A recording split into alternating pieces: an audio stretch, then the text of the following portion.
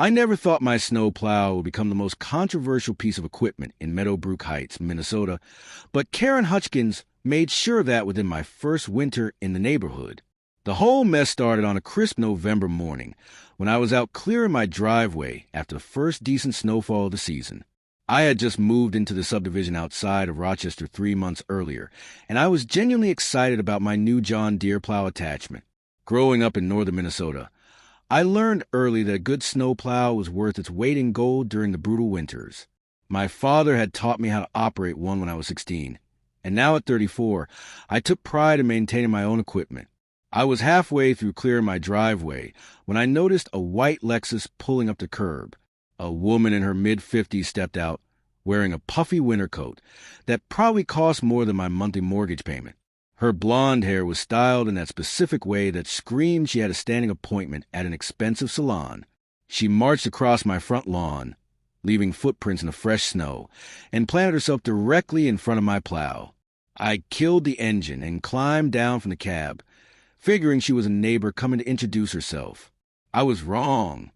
"Excuse me," she said, her voice sharp enough to cut through the cold air.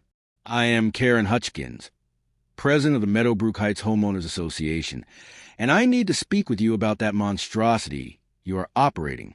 I looked back at my perfectly maintained snowplow, then back at her. "My snowplow?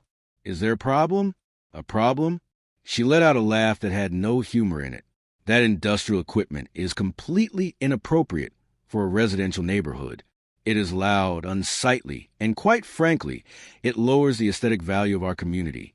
I am going to have to insist that you cease and desist immediately."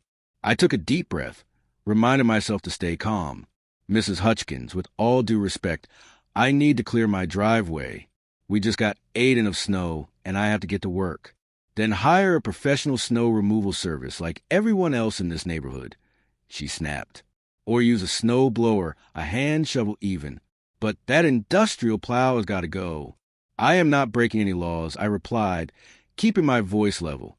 "This is my property, and I have every right to maintain it as I see fit." Her eyes narrowed into slits. "Everything in this neighborhood falls under HOA jurisdiction. Mr. Brennan, Jake Brennan, Mr. Brennan, you signed the HOA covenant when you purchase your home. That gives us authority over what you can and cannot do on your property. I will be sending you a formal cease and desist letter by the end of the day. If you continue to operate that plow, you'll face daily fines of $200. She turned on her heel and walked back to her Lexus, leaving me standing there in disbelief.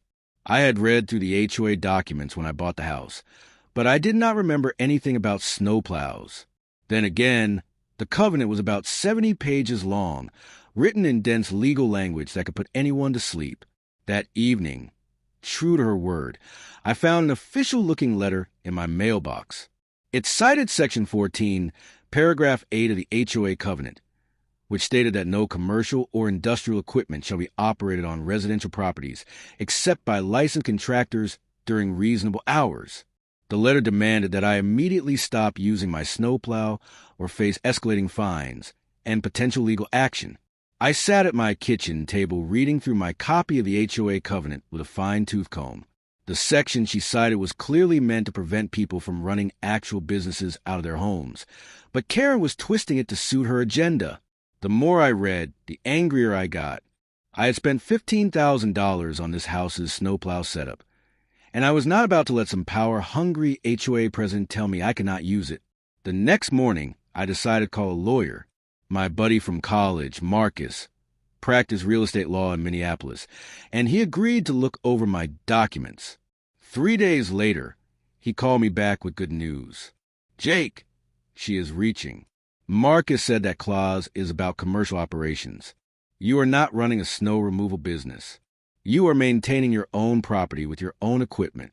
Unless the covenant specifically prohibits snow plows, which it does not, she has no legal ground to stand on. So I can keep using it." "Absolutely. But here is the thing. These HOA disputes can get messy. Even if you are legally in the right, she can make your life difficult with constant complaints and frivolous fines. My advice, send her a formal response from a lawyer, which I will draft for you, and then document everything. Every time you use the plow, Every interaction with the HOA. Everything. I took his advice. The letter went out the following week politely, but firmly explaining that I was within my rights to use my snowplow, and that any further harassment would result in legal action against the HOA for overreach. I thought that would be the end of it. I was wrong again. Karen responded by calling an emergency HOA board meeting. She sent out notices to all the residents claiming that I was defying community standards and creating a dangerous precedent. The meeting was scheduled for a Thursday evening in the community clubhouse, and I made sure to attend. The clubhouse was packed when I arrived. Apparently, Karen had rallied quite a few supporters, mostly older residents who seemed to think my snowplow was somehow going to destroy property values. I recognized a few of my neighbors who gave me sympathetic looks, but they stayed quiet. Karen stood at the front of the room behind a podium, looking like she was about to address Congress. The other board members sat at a table beside her. Richard Morton, the treasurer, who looked like he would rather be anywhere else. Susan Palmer, the secretary, who nodded along with everything Karen said. And David Chun, a board member who actually seemed to be paying attention. "Thank you all for coming on such short notice," Karen began. "We are here to address a serious issue that threatens the character of our neighborhood. Mr. Brennan has refused to comply with our cease and desist order regarding his industrial snowplow.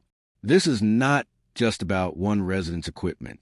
This is about maintaining the standards that make Meadowbrook Heights the premier subdivision in Rochester." Someone in the back shouted their agreement. I raised my hand.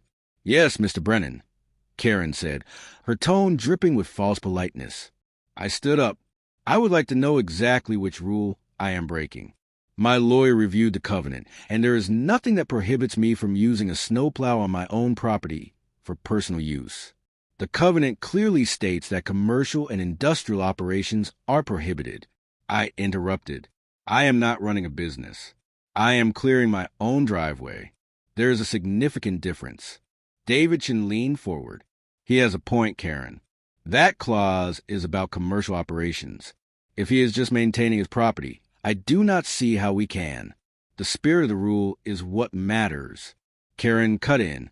"We cannot have residents operating heavy machinery whenever they feel like it. What is next? Someone decides to park a semi-trailer in their driveway. Someone sets up an excavator to dig. A pool. Those are false equivalences." I said, "A snowplow is standard equipment for property maintenance in Minnesota. Half the people in this room probably have riding lawnmowers, which are also considered machinery. Should we ban those too?" That got a few murmurs of agreement from the crowd. Karen's face was turning red. "This is exactly the kind of disrespect I am talking about," she said. "Mr. Brennan clearly has no regard for this community or its standards. I move that we implement a new rule specifically prohibiting the use of personal snowplows in Meadowbrook Heights. You cannot just make up rules because one person is doing something you do not like." I argued. "We can implement new rules as the board sees fit." Karen shot back.